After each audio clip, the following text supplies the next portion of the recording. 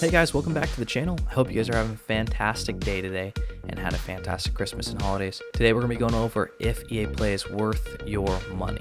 Now we're going to be going over two services, EA Play and EA Play Pro, comparing them with a few different things and talking about a few ways that you can get these services for super cheap and why these subscriptions are actually good in long-term saving your money if you do end up gaming a lot or using EA Play or EA games in general and paying for them in the long term. So let's go straight into this. So kind of some of the perks for EA Play, it gives you access to a bunch of games, including an expanding library of top titles. Now what this means is that, for example, Battlefield 2042 recently came out.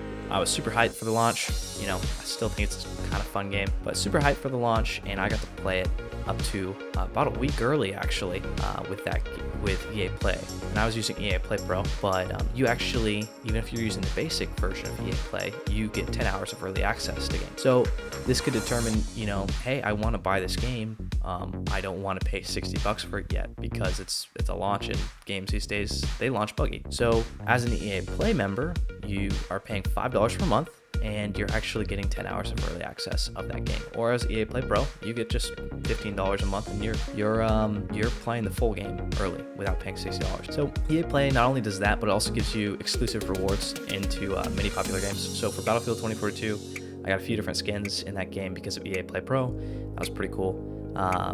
So it lets you play those releases early, but here's something I haven't mentioned yet. You get a 10% store discount as an EA Play member. So let's say you do end up wanting to play and buy Battlefield 2042 to own for yourself, right? Or a new release game like the new Grid Legends game coming out. You can actually get 10% off of MSRP or whatever sale price it has for that game. And not only that, but you're able to play it early, and then you can get the 10% off. It's a pretty good deal.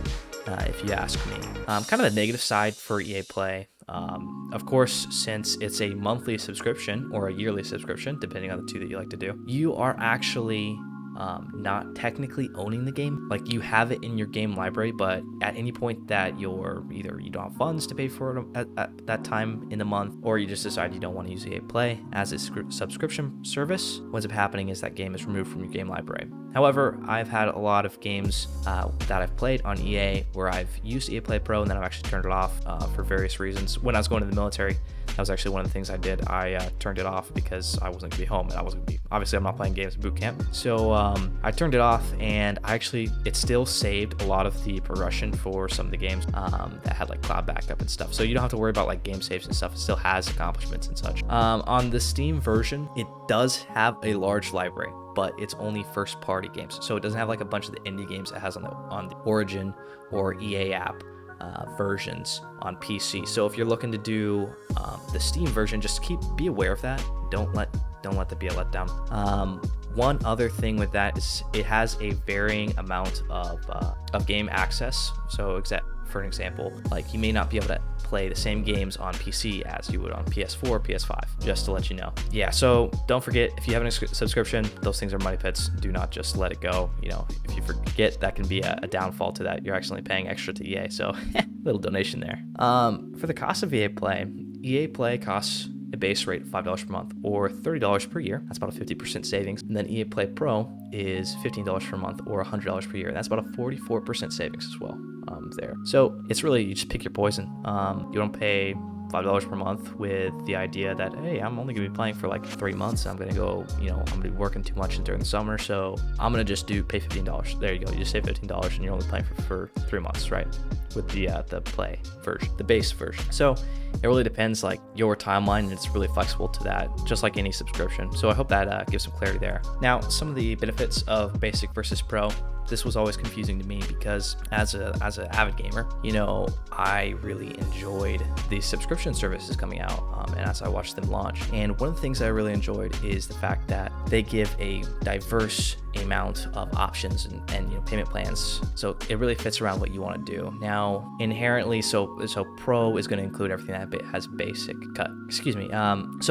Basically, Pro is going to have everything that the basic plan has in it. So all these things that I list in the basic plan are going to be in Pro. So for the basic plan, you can play select new release games for up to 10 hours, days before they launch.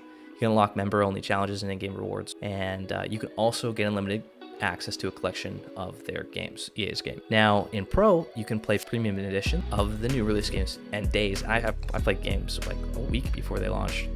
You can get unlimited access to their premium edition, it's saying, EA games and fan favorite series, and you can also unlock member only challenges and in-game rewards. So you get all these access. All this is accessible through Pro.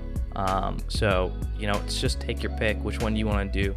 If you're a guy that doesn't, you don't mind not really owning the game and just, playing it till you're done with it, like speed run, skip all cutscenes, go with Pro, and you can end up just, you don't actually need to own the game. Basic is good, I find, for like trial running games and be like, hey, do I actually want to play this? Pro is nice because it gives you the premium editions, and premium editions nowadays cost like $100. And it's just, that's a lot of money to be dropping on a single game that you may only play for a week or two, because games, there's too many out there right now. All right, so my experience with EA Play Pro, I've used both EA Play when they launched and EA Play Pro. I've gotten to play a lot of games that I've been hyped for day one and even before, and that's been really cool. And I've gotten to play a lot of older titles. For example, Jedi Fallen Order came out, and I didn't play it on release day, and I didn't have EA Play Pro at the time. I got EA Play Pro, and I actually was able to play that and kind of trial run it to see if I wanted to play it. So that was actually a really neat experience, and that's a really fun game. So it's a good way to be like, hey, I saw this game on YouTube. Do I actually want to? So that's one of the cool benefits of that. I haven't regretted it at any point getting EA Play or EA Play Pro for that matter, except for when I rage at Battlefield 2042, which happens way too much. And when their new games are buggy on release, yeah, that sucks. So of course you're taking risk with this, but the good thing about it is there are a lot of really polished older games in that library. So even when you get pissed at Battlefield 2042, you can hop on something else. All right, little calculus going into, sorry if it's went dark to way bright here. So let's say you're the average person that's getting like 2 to 4 games of EA games, right? You want to play each year that come out. And each game has around, I found an average of about 15 hours of story playtime per game. For me, it's about, LOL. For me, it's about 20 because sometimes I get way too stuck on stupid problems inside of the game. So you have 1 to 2 hours a day to play for 5 days out of the week. Let's say you have 1.5. Yeah, that's 7.5 hours there. So take about a month to finish 2 games in the storylines. Each game MSRP's at about $60. For the premium editions, about 400 or 100.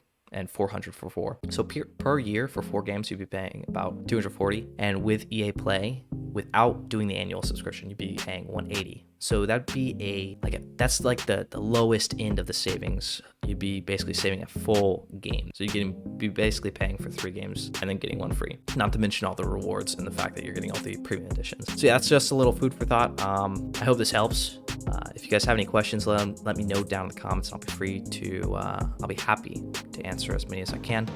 And you guys have a fantastic weekend day. I hope this clears up some of the questions around EA Play. I know for me that it's definitely a helpful service. And one last thing before I go, I just want to let you guys know, be looking on like Xbox Game Pass. They're running something where you can actually pay $1 for your first month and you'll get EA Play included. So if you don't want to pay for EA Play, but you want to try it, Xbox Game Pass, and that'll give you access to a bunch of other games. We're actually going to go over Xbox Game Pass and Ubisoft Plus in another video. So I hope you guys have a fantastic day and a fantastic week. Take it easy and have a great day.